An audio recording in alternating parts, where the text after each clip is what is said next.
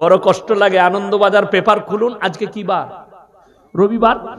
যাদের বাড়িতে আনন্দবাজার পেপার আছে কিংবা বাজারে ক্লাবে আছে, কালকে সকালে গিয়ে দেখবেন ভেতরের পৃষ্ঠায় অ্যাড দিয়া থাকে। বেশিরভাগ অ্যাড থাকে আনন্দবাজারে। কিসের অ্যাড? কলকাতার অমুক বাবা একটাই ফোন কলে প্রেমের ব্যর্থতা থেকে সফলতা পান, কারুর বউ ছেলে পালিয়ে গেলে 72 ঘন্টায় এনে দেয়। আমি বলেছি এই হারামখোরকে মোদিজির কাছে নিয়ে চল। নীরব মোদি আর যারা টাকা নিয়ে দেশ থেকে পালিয়ে গেছে, এই মালি 72 ঘন্টায় এনে দিতে পারবে। কথাটা বুঝতে পারেননি? তুমি লোকের বউ এনে দিতে পারবে, আর বিজয় মালিয়াকে আনতে পারবে না।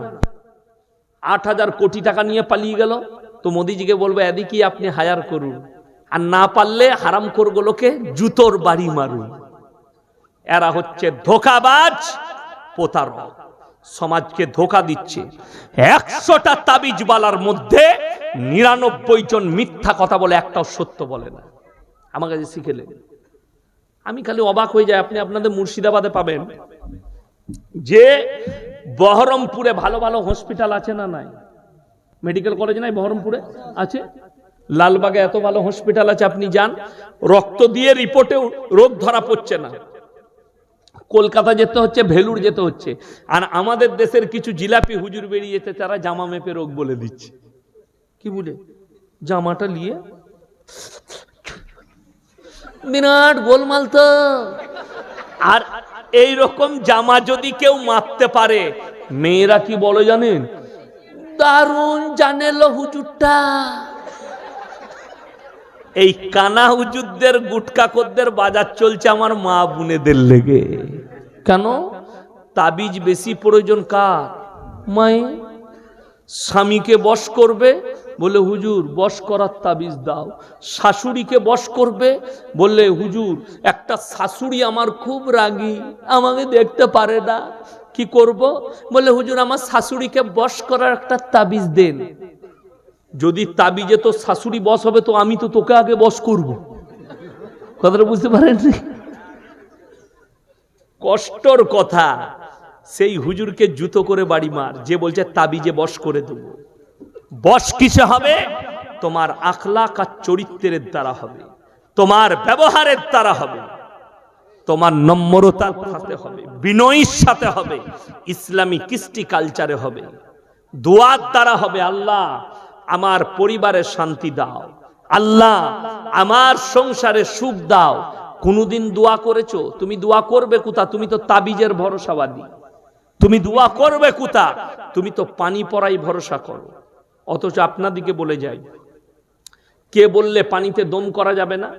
আপনি নামাজি ব্যক্তি, শরীর অসুস্থ, ক্যান্সার হয়েছে, আপনার টিউমার হয়েছে, আপনার পেটের রোগ আছে, ফজরের নামাজ পড়ে 11 বার নিজে নামাজটা পড়ুন, পড়ে 11 বার সূরা ফাতিহা পড়ে পানির মধ্যে দম করে পান করুন। আল্লাহ চাইলে আপনাকে শিফা দান করবে। জোরে বলুন সুবহানাল্লাহ।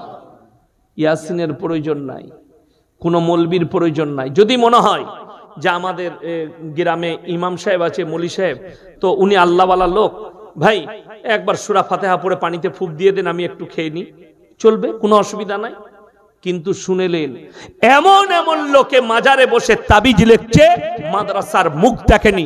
আমি আমার বর্তমানে প্রমাণ দেব, জুম্মার নামাজ পর্যন্ত হারাম করে পড়ে না, তাবিজ লিখছে। পেশাব করে পানি পর্যন্ত লাই না, তাবিজ লিখছে।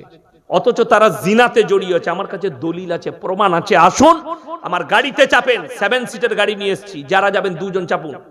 আমি আমার মাদ্রাসায় নিয়ে যাব, মেহমানখানায় রাখবো, নিয়ে গিয়ে মাজারে দেখি দেবো এই মালটা। এতটা সাহস আমার এলাকায় আমার আছে। দেখি দেবো চোখে আঙ্গুল দিয়ে, দেখো এইটা। একজনের হাত পা নাই আমার এলাকায়, দুটোই হাত পা অবশ হয়ে গেছে, মানে প্যারালাইসিস। জানেন তো প্যারালাইসিস হলে 4টায় হাত পা তাল নড়ে না। সে কিন্তু লোকের রোগ ভালো করে তাবিজ আর পানি পড়া দিয়ে। তাকে ছুঁচিয়ে দেয়, আলাদা একটা মেয়ে রেখেছে, তার বউ তাকে ছুঁচায়। তাকে বিড়ি ধরি দেয়, তার একটা লোক রেখেছে বিড়ি। সিগারেট খাবার লোক আলাদা আছে।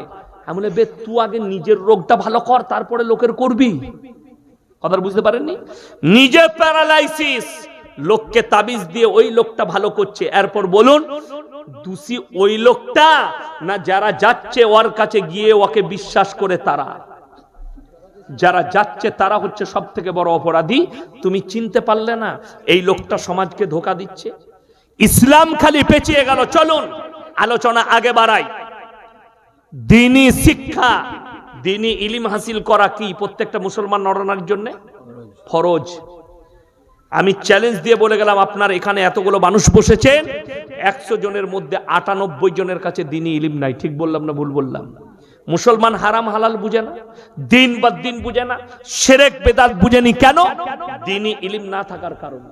মুসলমানদের দুটো ছেলে লরি চালায় আমার এলাকায়, হোটেলে দাঁড়িয়েছে, দাঁড়িয়ে হোটেলে ঢুকে বলছে 2 বোতল মদ দে তো ভাই। মদ খেয়ে নিলে, এরপরে বলছে মুরগির মাংস আর রুটি নিয়ে। সে যখন মুরগির মাংস আর রুটি নিয়ে এসছে, তখন জিজ্ঞেস করছে ভাই মুরগিটা জবাই না কাটা? আমরা মার হারাম করকে জুতো করে। আচ্ছা, যে মদ খেয়েছে তার আর জিজ্ঞেস করে লাভ আছে? নাই। তো এ মুসলমান কেন? এটা এর বাবা মা দ্বীনি শিক্ষা দেয়নি, দ্বীনি শিক্ষা দেয়নি। তসলিমা নাসরিন কোন অমুসলিম ঘরের হিন্দু ঘরের মেয়ে নয়। আল্লামা ইকবাল লিখেছে, ইস ঘর কো আগ লাগি ঘর কি চিরাগ সে।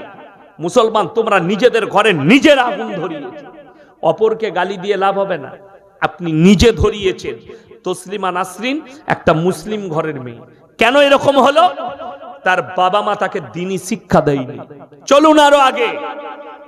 আসাদ নূর বলে যে নতুন হারামের আওলাদটা বাংলাদেশ থেকে উৎপত্তি হয়েছে, তসলিমা নাসরিনের বাড়ি কোথায়? কথা বলে না? বাংলাদেশ। আমি খালি অবাক হয়, আপনি দেখে দেন। আচ্ছা, আসাদ নূরের বাড়ি কোথায়? বাংলাদেশ।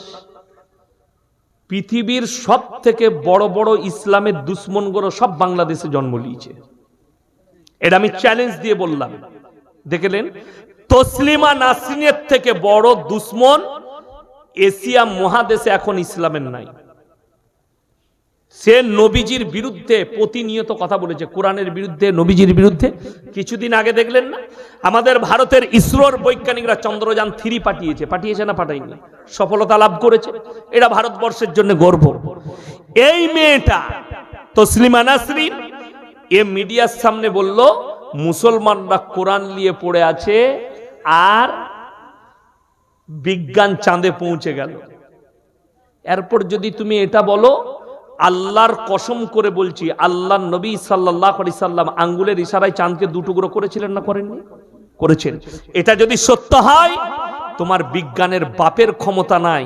চাঁদকে 2 টুকরো তো দূরের কথা, তোমার বিজ্ঞান, তুমি যেটা নিয়ে বলছো কোরআনকে চ্যালেঞ্জ করছো, তোমার বিজ্ঞানকে বলো চন্দ্রযান 3 যে ওখানে পৌঁছেছে, ওইখান থেকে একটা লাইটের ফোকাস দিতে বল, যেন আমরা দেখতে পাই।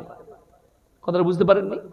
আপনাকে বলে দিই, যারা শিক্ষিত লোক আছেন, যারা মনে করেন কোরআনের থেকে বিজ্ঞান আগে, ইসলামের থেকে বিজ্ঞান আগে, তারা শুনে যাও। স্কুলের স্টুডেন্ট যারা আছেন, বিজ্ঞান হচ্ছে আপেক্ষিক। বিজ্ঞান কি বললাম? আপেক্ষিক। আজ যেটা বলছে কাল সেটা চলবে না, আজ যেটা বলছে কাল সেটা ঘটবে না। আমার বয়সী যারা আছে, আমাকে অনেকজন ইউটিউবার ফেসবুকে দেখে মনে করে মালটা বুড়ো মাল। আমি এখনো 20 অত সুজালয় 36+। আমাদের দেশের গুটকাখোররা মোবাইলে দেখে মনে করছে মালটার বয়স 50 হয়ে গেছে, আর বেশি দিন বাঁচবে না, এখন অনেক দিন বাঁচবো, আমি তোদের বীজ মেরে ছাড়বো। তোদের মাজারের ব্যবসা না তুলা পর্যন্ত আল্লাহ আমাকে যেন মত না দেয়। বলুন আমিন। আপনারা দোয়া করছেন তো? এই মাজারের ব্যবসা আমি তুলে দেবো 15 বছর সময় পেলে। এমনি তো ওদের হয়ে গেছে, পায়ের তলার মাটি ছড়িয়েছি, এখন গালিগোলজ ছাড়া কিছুই নাই। শুনে নেন, আল্লাহ যাকে হিদায়েত দিবে সে হিদায়েত পাবে। কি বললেন আমাদের সভাপতি সাহেব? যে যারা চেষ্টা করবে আল্লাহ আমাকে পরিবর্তন দাও, আল্লাহ তাকে পরিবর্তন দিবে। বলি, আপনাদের মুর্শিদাবাদেরই একটা ছেলে আমাকে গালি দিয়েছিল, তার গ্রামে জলসা করেছে আমি লালবাগে, প্রচুর গালিগোলজ করেছিল ফোনেতে। তা আমি তাকে চিনিও না, জানিও না। 1 মাস আগে আমাকে ফোন করেছে, বলছে হুজুর সাহেব ফোনটা কাটবেন না। আমি কেন বাবা, কি হয়েছে বলো, গাল দিবে? বলে না না, আমি আপনাকে অনেক দিন আগে গালি দিয়েছিলাম ভুল বুঝে, আজকে আল্লাহ আমাকে হক চিনিয়েছে, আমি নিজেকে পরিবর্তন করেছি, হুজুর আমার লেগে দোয়া করবেন যেন হকের উপরে চলতে পারি। জোরে বলুন সুবহানাল্লাহ। আমাকে ক্ষমা করবেন। আমি বললাম, বোকা ছেলে, তুমি যেদিন আমাকে গালি দিয়েছো আমি মন থেকে সেদিনই ক্ষমা করে দিয়েছি। কেন? তুমি তোমার অজান্তে গালি দিয়েছো। যারা আমাকে গালি দিচ্ছে আমি তাদের প্রতি আমার অভিযোগ নাই, আমি আল্লাহর কাছে দোয়া করি আল্লাহ তুমি এদিকে ক্ষমা করে দিও। কেন? এরা না জানতে গালি দিচ্ছে। আল্লাহ আর দ্বিতীয় দোয়া থাকে আল্লাহ তুমি এদিকে হিদায়াত প্রাপ্ত করো।